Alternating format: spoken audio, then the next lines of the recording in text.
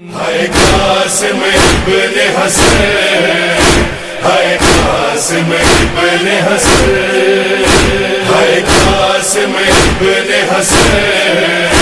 ہے قاسم ابن حسن۔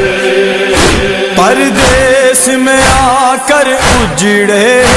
ہیں خواب سبھی فروا کے، کرتے ہوئے گریہ لوگوں شبیر چلے خیمے سے، اجڑا ہے میرے بھائی کا بستا ہوا چمن، ہے قاسم ابن حسن۔ اعوذ باللہ من الشیطان الرجیم، بسم اللہ الرحمن الرحیم، الحمد للہ رب العالمین، والصلاة والسلام علی اشرف الانبیاء والمرسلین وعلی اہل بیتہ الطیبین الطاہرین المعصومین، اما بعد فقد قال قاسم ابن الحسن علیہ السلام الموت عندی احلی من العسل۔ عزاداران مظلوم کربلا،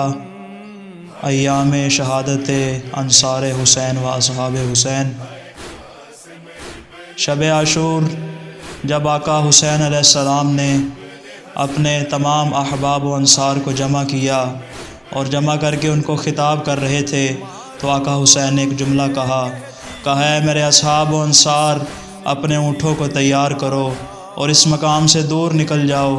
اس لیے کہ جو تم لشکر اعداء دیکھ رہے ہو یہ صرف میری جان کے دشمن ہیں، اگر یہ مجھے قتل کر دیں گے تو پھر تمہارا پیچھا نہیں کریں گے، تم امان میں رہو گے، تمہیں کوئی بھی کچھ نہیں کہے گا، لہذا یہاں سے چلے جاؤ۔ آقا کا یہ جملہ کہنا تھا کہ بیک آواز سارے مل کے بولے کہ آقا ہم آپ کے قدموں میں اپنی جان نچھاور کریں گے۔ لوگ کہیں گے کہ ہم نے آقا و سید کو تنہا چھوڑ دیا، اور قیامت کے روز ہم خدا اور رسول خدا کو کیا منہ دکھائیں گے، آقا ہم آپ کے قدموں پہ جان نثار ہوں گے۔ اب جیسے ہی یہ باتیں ہو رہی تھیں، روایات کے الفاظ ہیں کہ مجمع میں سے ایک 13 سالہ بچہ اٹھا کہ جس کا نام قاسم ابن حسن تھا۔ ایک مرتبہ کہا چچا جان کیا میں بھی آپ کے ساتھ قربان ہوں گا، کیا میری بھی شہادت ہوگی؟ ایک مرتبہ تعجب کے انداز میں آقا حسین نے کہا اے میرے جان، اے میرے بھتیجے، تمہارے نزدیک موت کیا چیز ہے؟ جناب قاسم فرماتے ہیں کہ چچا جان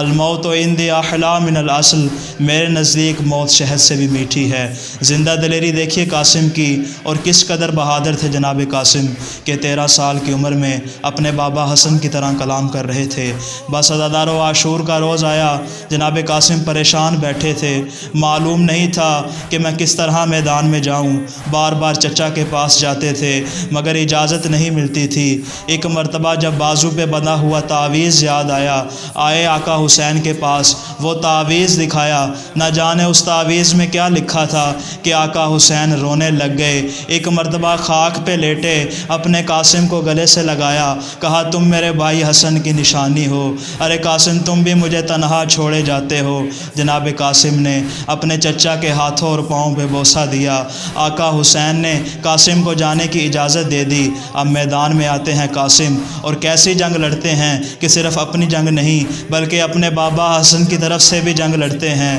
اور 70 ملعونوں سے زیادہ کو فنار کرتے ہیں۔ ایک مقام ایسا آتا ہے کہ جناب قاسم اشقیاء میں گھس جاتے ہیں۔ یہ حمید ابن مسلم روایت کرتا ہے کہ میں نے دیکھا ایک 13 سالہ جوان ہے کہ جس کا نام قاسم ہے، کہ میں نے اس کو دیکھا کہ وہ رکاب پہ بیٹھا ہوا ہے، کہ جس کے دائیں پاؤں کا تسمہ، کہ جس کے دائیں پاؤں کے جوتے کا تسمہ ٹوٹا ہوا ہے، اور جب وہ نیچے جھکا کہ اپنے تسمے کو باندھ سکے، ایک لعین نے چھپ کر وار کیا کہ جناب قاسم کے سر پہ گرز لگا، جناب قاسم کا سر 2 نیم ہوا، زین سے زمین پہ آئے، کہا یا ماں ہو ادرکنی، اے میرے چچا جان میری مدد کو آئیں۔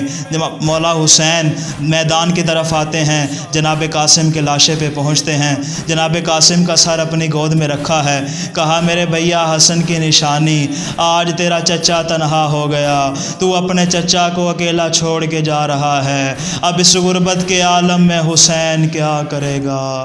انا للہ و انا ہے قاسم ابن حسن، ہے قاسم ابن حسن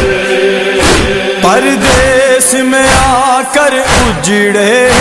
ہیں خواب سبھی فروا کے کرتے ہوئے گریہ لوگوں شبیر چلے خیمے سے اجڑا ہے میرے بھائی کا بستا ہوا چمن ہے قاسم ابن حسن ہے قاسم ابن حسن